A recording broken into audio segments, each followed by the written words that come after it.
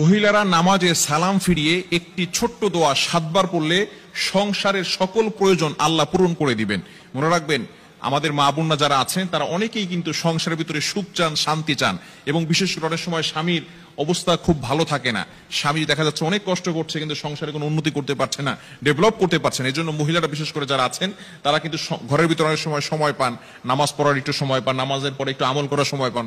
যেহেতু পুরুষরা বাহিরে থাকে, সকালবেলা বের হয় আর অনেক রাত্রে চলে আসে, এবং বিশেষ করে অনেক কষ্ট তারা বাহিরে করে থাকেন। বিশেষ করে পুরুষরাও যদি পারেন এই আমলটি করবেন। 5 ওয়াক্ত নামাজ আপনাকে মাস্ট বি পড়তেই হবে।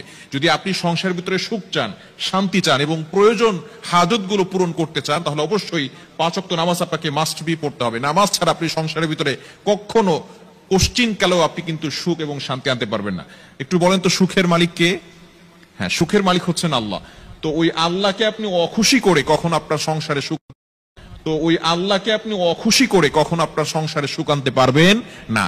একমাত্র কাজ হচ্ছে নামাজ পড়া। নামাজ 5 ওয়াক্ত নামাজের পরেই এই ছোট্ট দোয়াটি পড়তে হবে। দোয়াটি হচ্ছে ইয়া কাদিয়াল হাজাত, ইয়া কাদিয়াল হাজাত।